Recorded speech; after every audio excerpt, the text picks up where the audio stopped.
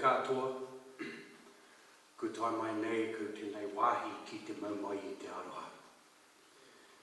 Ka nui te koha, ko tō mautau kaha ki te haere mai, I ngā kaupapa, I ngā tautoko, e pāna ki tēnei hui, Integrated Kaipara Harbour Management Group Symposium. Nō reira e rā rangatira, tēnā koutou, tēnā koutou, tēnā koutou.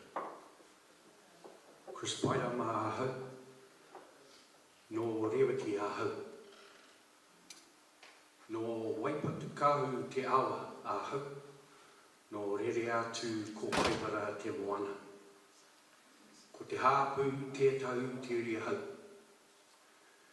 Thank you everybody for coming along and sharing this valuable time with us. I am the co-chair along with Willie Wright, and I represent Ngā Maunga Whakahi or Kaipara. It's so wonderful to have you all here on this occasion, and we have so much to share. And my heartfelt desire is to be walking the ground when we go into the communities and when we go into the hapu and the whānau and do the work. I need to, just at this short time, acknowledge our host, Te Ao Marama, and the good work of Thomas Detheri and his trust, and also the wonderful Kaimai. We've got a really big program on today, and I just trust and hope that we can all enjoy what we want to enjoy, and take away from this weekend just a little thought that each and every one of us in our own little way can make a change on behalf of the Kaipara. Thank you. But, you know, things move on from the establishment days, and I remember Hui where we had a small amount, and then we had a bigger amount, and then we had a bigger amount, and so this is awesome to come back. And we started talking about this particular event 1, 2, 3, 4, 5 years ago. So it's been lovely to come back and see old faces. Some of us have moved on, but of course as Ngāti Whātua we come in and out as Ngāti Whātua, and it is good to, yeah, just it's good to actually have so many people acknowledging the Kaipara as they drive on past it, around it, and also sail on it. It's interesting though, I know when we're working on the Whātua State Forest, when we rain out the pipes for kaitaki camp, we just rain it out on the ground, no trouble. But now, if there's a blockage or something, you've got a hell of a job fighting through the undergrowth, because once the pest control happened, there was the kāhuru, I suppose it was so thick, the undergrowth is that it's very difficult getting through, whereas one time it was very easy, it was saving the pine trees, but once we did the pest control, it's made all the difference, you know, reducing the pigs numbers. And you know, the matter is sometimes the pigs are very cunning, you know, you can go, like they used to go, we used to have that prolifical, and all the bank stations set out, and the pigs would just go along to each one, and they'll knock it, and then the bank station falls on the ground, they eat everything, and go to bed. They just do that with all of them, you know, they're very cunning animals, but once they're in the teenage, take that.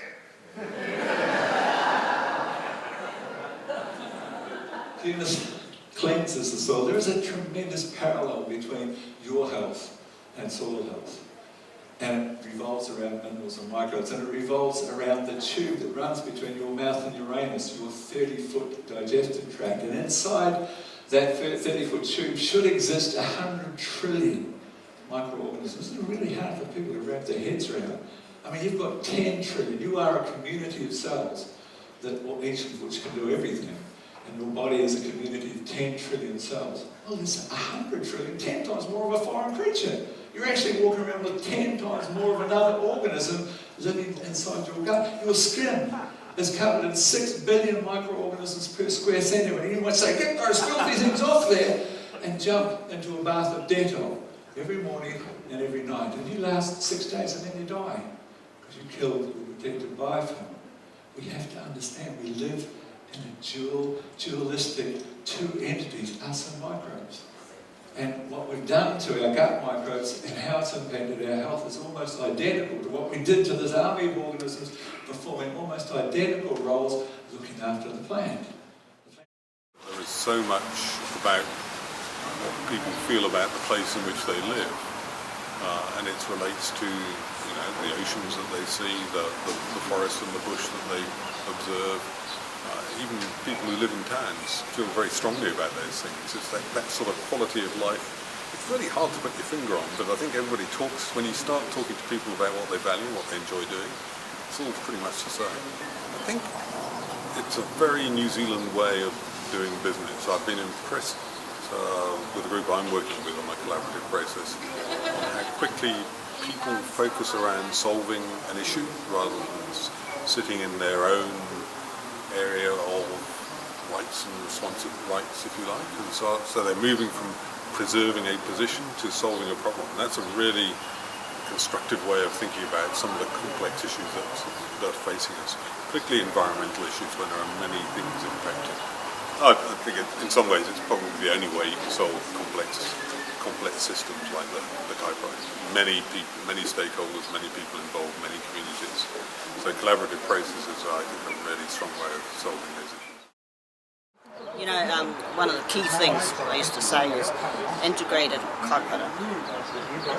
And it's very hard to integrate the kaipara when you have the regulatories not talking to one another. So one of the key things that integrated kaipara Harbour Management Group did was get those regulatories talking to one another on the same page. Tunley wanted to create humans. He created birds, trees, and so looking for human beings upon Papatuanuku they could not find, so it was Tani Mahuta that took the soil from Papatuanuku, rubbed it in his hands, and then breathed the modi of a god into the soil that he had taken from Papatuanuku, and hence was born the first maiden, Hine Ahu One, which means earth-formed maiden. And she became the whare tangata, the house of people. From Hine Ahu One, we as human beings have come down. And so the tapu of the gods, we whakapapa back to the gods because of that act of Tāne creating the first earth-formed maiden. Scientists will tell us today that Western science models of resource management have failed. The only thing that has ever worked in the past has been indigenous knowledge of managing the environment with the personification of the whole environment. And that personification of the environment held Māori in great stead when Europeans first came here. The abundance of the environment, the biodiversity, was something they had never seen in their lives. Mātauranga Māori can evolve. We can innovate and develop new tools as we develop and get access to the new technology and materials as has been described with hinaki. For example, back in the day used to be in flax, now hinaki is using metallic materials to make them. This is a good diagram to really encapsulate this display of what we're trying to do here. Western science, along with Mātauranga Māori, trying to work together to help inform those collaborative processes. I'll talk more about this particular framework in depth, probably in the next session.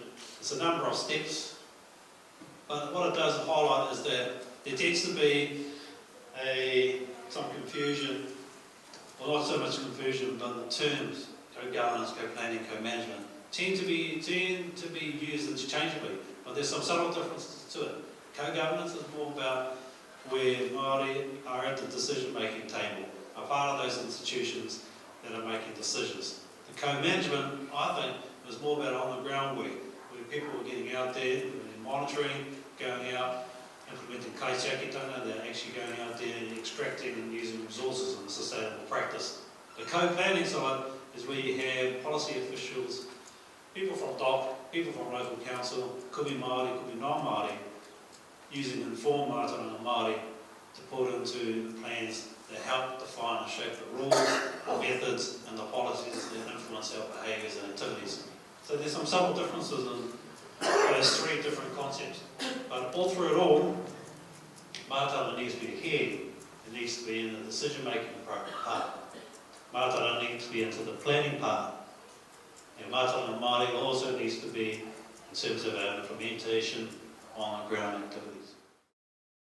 So quite a lot of the participants are learning about the Ngāti Whātua co-governance, that we're going down that track with the Treaty of Waitangi. But it needs to have that legislation piece, not just as a treaty settlement piece, but also needs to have some other legislation that is only peculiar to the Kaipara.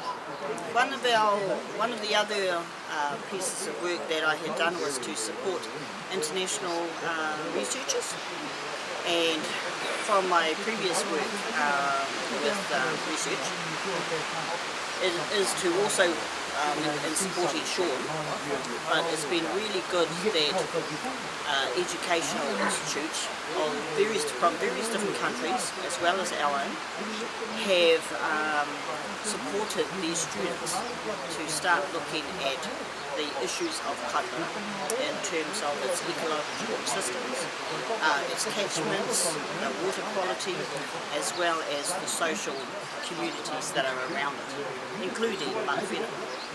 So it's been good to see different people of different ethnicities now standing up and realising that the Kaipara Harbour, Kaipara Moana, is a jewel in your backyard. And like the program that's on the TV, which is New Zealand and the Big Blue Backyard program, I mean, they've shown the Kaipara on 3 different occasions, so it has been good to see it on the screen as well. The connection we have is that we work with the IKHMG flagship farms and actually any other landowner in that IKHMG area, as well as the rest of Auckland, but within the IKHMG area we work with those farmers and landowners to help them. Well, sometimes we're involved with the farm planning process, and we help them assess the water quality of their streams, might give them some information, some steer on how to prioritise. The instant feedback that we've had is, I want to do this at my place, can you come out? I've done this and I've done this and I want to find out about the water quality at my place. Or can you come and show, it pretty much is, can you come and show us what's going on at our property? So that's kind of usually the instant responses. We want to know what's happening at our place. But as those conversations, we do that and we start to talk about catchment or a whole stream, where it starts, where it finishes, and then the other influences around it, it can often bubble and grow into some quite amazing things. Every catchment is slightly different, given that the different ecosystems that we're looking at. So, of course, the Kaipara is a massive challenge because it is very diverse, even within that catchment system itself. But say with the Waikato Peak Lakes, it's quite a different ecosystem, so there have been different problems, but similar things throughout. I mean, one of the big problems that other regions have been finding is just getting people on the same page. We're really fortunate here to have the IKHMG on board, and also Ngā Kaitiaki o Ngā Wai Māori, which is a kaipapa collective up in the Hikurangi floodplain. They've all come together to already talk about how they can manage that resource there. And try to improve the health of that Hikurangi floodplain. So we've been really lucky that there's already these groups on board that have already started the conversation between the different organisations involved, and I think that's a problem that other areas have found, is that they're not even at that point yet because they're having to do all that groundwork themselves. I end the note here and I want to say kia ora koutou to all of you people here and those people that had to leave before the end. This would not have been a real or a reality check on the state of the Kaipara Harbour without you people. As I said before, I said it and it was actually highlighted during the hui, it is the communities that are the eyes and the ears of what's going on out there, and how our fire, the Kaipara Harbour feels, the Kaipara Moana feels, and how she reacts to to something that is perhaps not right. It is you people, the communities that can bring that kōrero and that feeling to the position of what we're trying to do here.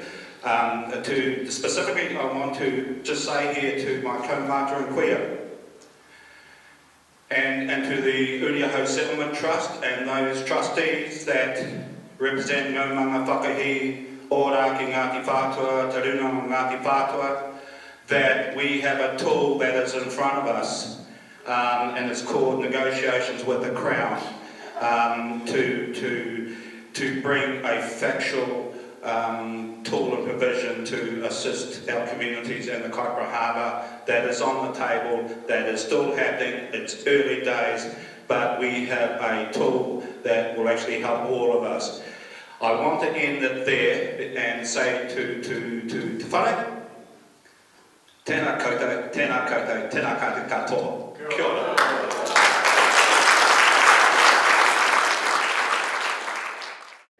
How to be considered? Otherwise. Kia